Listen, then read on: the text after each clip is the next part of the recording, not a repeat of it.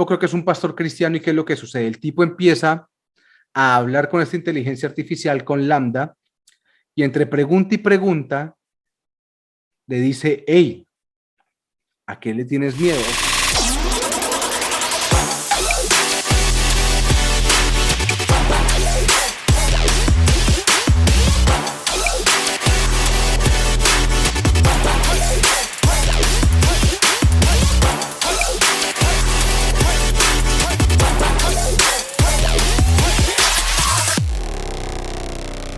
¿Es la inteligencia artificial algo que nos va a destruir o algo que nos va a poner más bien en un nivel superior como raza?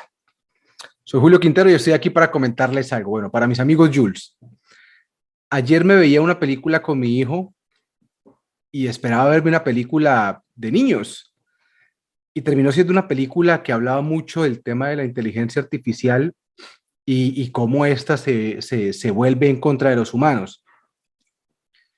Entonces quería como comentar un poco acerca de lo que yo pienso y de lo que estoy viendo, porque yo me muevo en una industria donde la inteligencia artificial cada vez es, digamos, más requerida en procesos de automatización, pero no automatización normal, sino en procesos de automatización donde estos mismos procesos se retroalimentan con las experiencias vividas dentro de, digamos, del día a día del proceso como tal, y eso les permite de esta misma manera poder seleccionar mejor la información o poder tener los puntos críticos que son los que hacen que el proyecto o el producto o el proceso, depende de cómo lo estés aplicando, vaya bien o mal, o sea más lento o sea más rápido.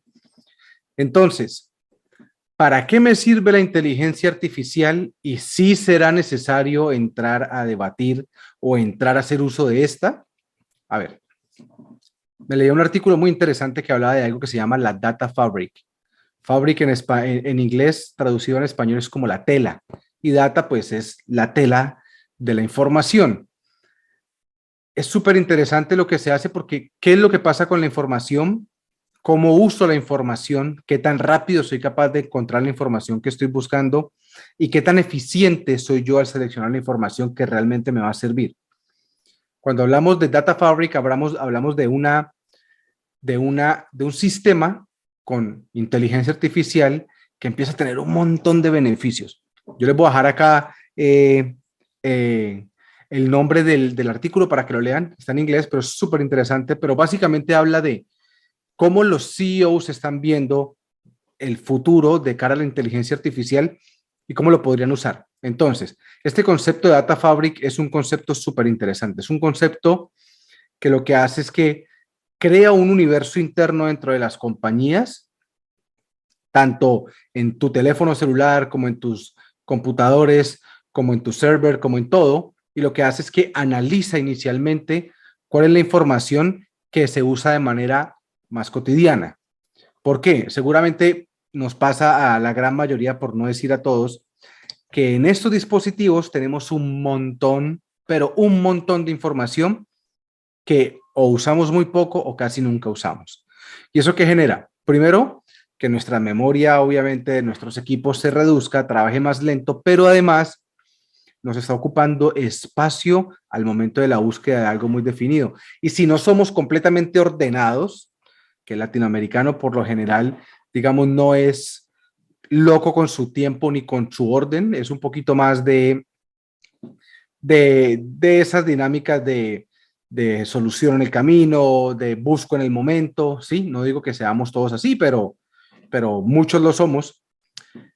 Y este tipo de herramientas como la inteligencia artificial y como la Data Fabric lo que permiten, y eso es para compañías grandes, creo yo que compañías grandes deberían meterse en esto. Lo primero que permite es tener un nivel de seguridad increíble. Yo tengo un amigo que trabaja en una compañía acá en Nueva York y están ahora pasando por bastantes protocolos porque ya les hackearon su sistema y les pidieron dinero por soltar cierta información y bueno, esas cosas pasan. No solamente pasan en las películas, pasa TNT, pasa en la vida real, ¿se acuerdan de ese comercial? Bueno, pues aquí es exactamente lo mismo, sí pasan esas cosas. Entonces, ¿qué pasa? Y quiero también hablar un poquito del tema de la inteligencia artificial con respecto a los humanos y la necesidad de que los humanos coexistan con la inteligencia artificial. Entonces, este tema de la Data Fabric a mí me parece supremamente interesante porque te permite primero que todo tener, digamos, una capa protectora que previene este tipo de ataques externos. Entonces, obviamente tu información está protegida y hay compañías que sí o sí tienen bases de datos, tienen patentes, tienen procesos, tienen protocolos, tienen demasiadas cosas que sí o sí necesitan ser protegidas. Lo otro es, esta inteligencia artificial es tan interesante que no solamente aprende y mejora, sino que además selecciona y vuelve procesos más eficientes. ¿A qué me refiero? Digamos que tienes una compañía donde en tu compañía hay diferentes áreas, como en la mayoría de las compañías. Cada una de estas áreas utiliza determinada cantidad de información y esa información está relacionada con determinada temática y esa temática debería sí o sí estar relacionada con los procesos internos de las compañías. ¿Qué pasa? Cuando la Data Fabric empieza a analizar toda esa información que se está moviendo al interior de los procesos de cada área, empieza a entender y hace un porcentaje o porcentualiza cuál es la información que se está usando más a menudo y cuál es la que se usa menos a menudo.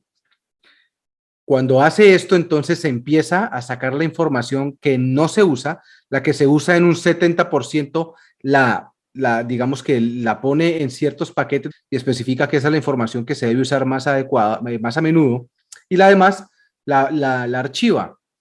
Abre espacio en las memorias de los sistemas de cómputo y además los hace mucho más rápidos. Ahora, aquí viene lo más interesante.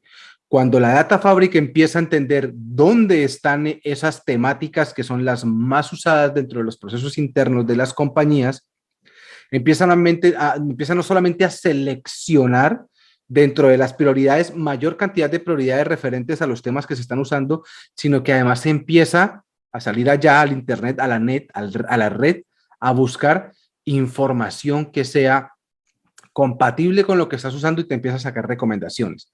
Entonces, no solamente hace una, digamos, división de lo que más se usa y lo que menos se usa, sino que además eso que más se usa lo empieza a, digamos, a poner en un punto tan importante que empieza a traer información de afuera que es compatible y además que compensa y mejora la que estás usando.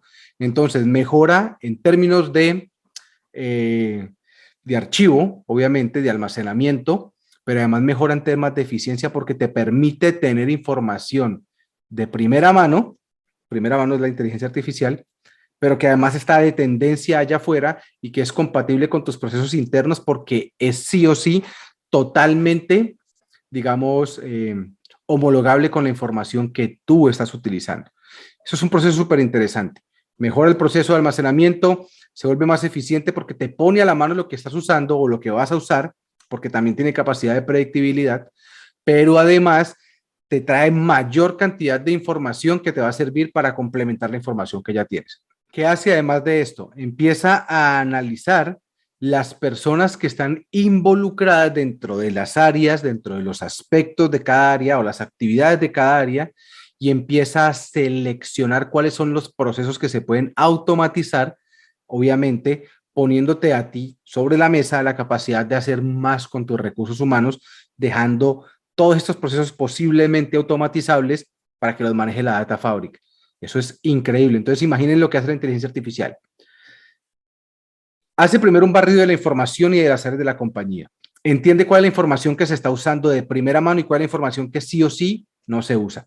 Selecciona esa información, la caracteriza y archiva lo que no se usa y pone en top de prioridades lo que sí se usa. Después de tener el top de prioridades de la información más usada, se va allá afuera y dice, esto está relacionado con esto, esto, esto, y lo trae para ser más eficiente y complementar esa información que se usa, pero además es capaz de seleccionar procesos con potencial automatización, lo que te permite ser mucho más eficiente, quitarte de tareas, mejor dicho, delega por ti, pero además te permite entender cuáles procesos pueden ser automatizables y qué hacer o no qué hacer, pero que esos recursos humanos se pueden utilizar en otra cosa.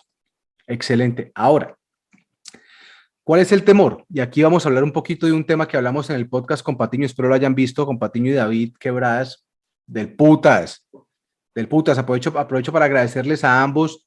Qué chimba de capítulo. Buenísimo. Y vamos a tener más. Se vienen otros.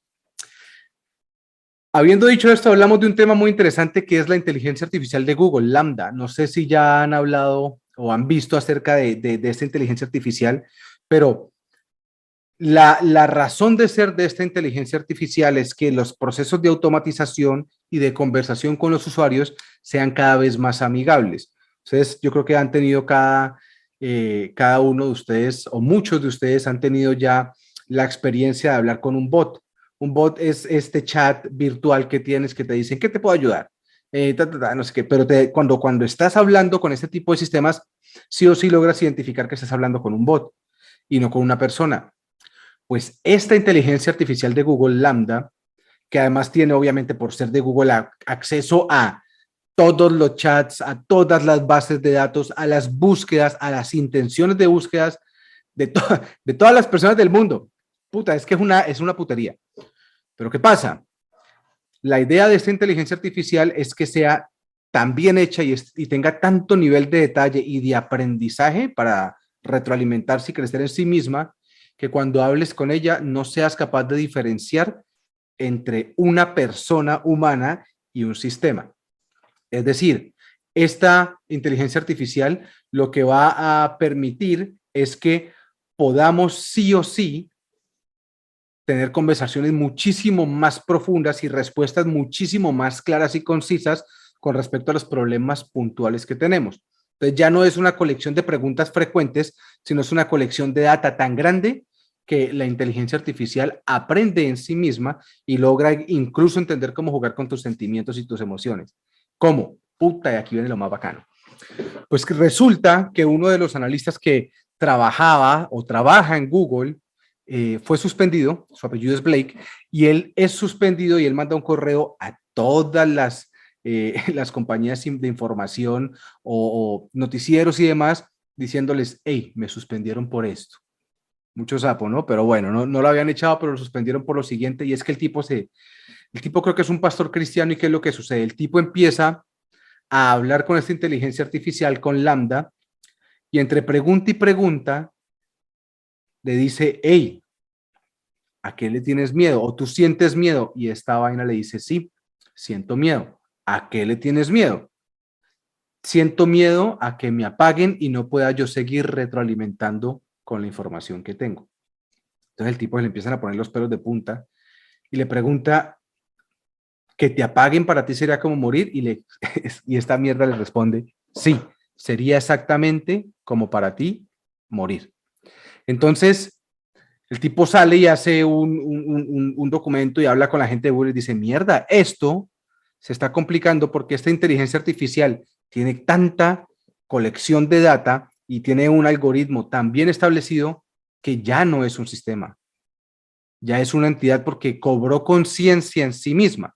Ahora, ¿qué es cobrar conciencia en sí mismo? Pues no tengo ni la más remota idea porque yo creo que vivimos a través de una percepción que ni siquiera la física cuántica logra explicarla todavía, que es dual, que es más percibida por el espectador y es transformada precisamente por la composición de nuestro cerebro y cómo nosotros tenemos ciertos sesgos que nos permiten interpretar esa realidad que está allá afuera y que creemos que existe, ¿no?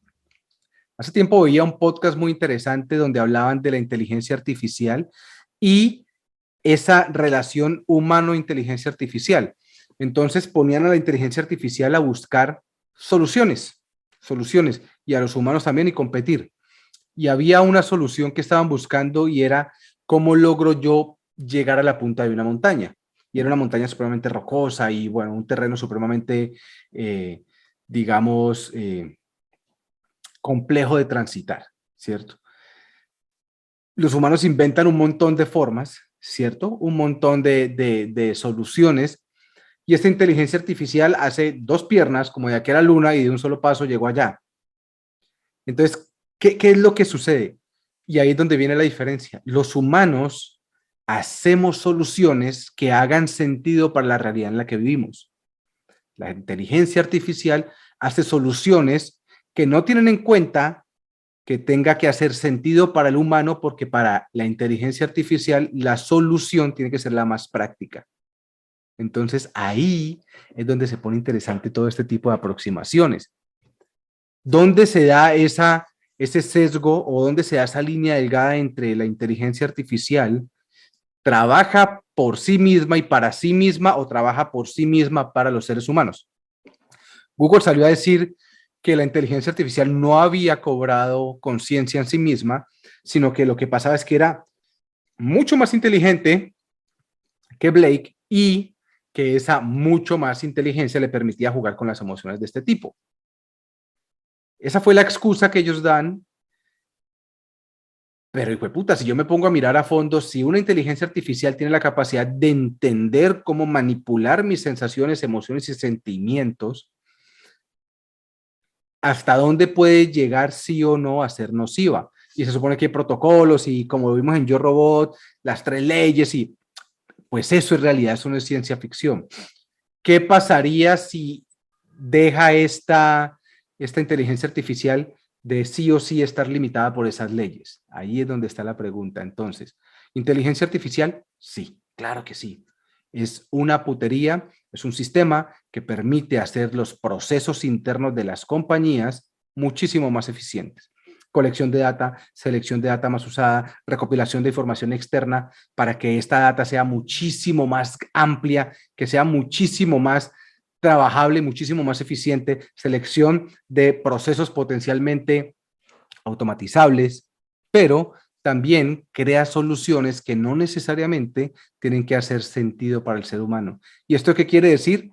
Que la inteligencia artificial puede vivir sin los seres humanos, no importa. Y eso es súper interesante porque nos dice que posiblemente en el futuro, o una de las posibilidades del futuro es que exista un futuro donde el ser humano sea totalmente irrelevante y no tenga que estar acá, porque las realidades son perspectivas de cada persona y en este caso de inteligencias artificiales que pueden sí o sí crear una realidad totalmente alterna donde el ser humano no intervenga en lo más mínimo y las soluciones puedan ser las que sean, como 2 piernas que van a la luna y en un paso llegan a donde tengan que llegar y que sean soluciones totalmente prácticas. Bueno, ahí les dejo, les voy a dejar también el enlace de la película para que se la vean, buenísima, me encantó, las gráficas espectaculares, disfrútenselo, viernes, hoy, bacano, vayan y suscríbanse al canal que tenemos ahí de marketing con Patiño. El podcast está una chimba, tenemos muchas colaboraciones. Se viene una colaboración con Oscar Martán, que es el putas en el tema de manejo de WhatsApp a nivel empresarial. Una cosa loquísima. Yo no tenía mucha idea de eso y me voló la cabeza. Y esta semana estaremos grabando unos capítulos súper interesantes acerca de estrategias de crecimiento interno y acerca de, hablando de esto, automatizaciones. Entonces, nada, ahí los dejo. Bacano. Jules por acá. Se me cuida. Nos vemos.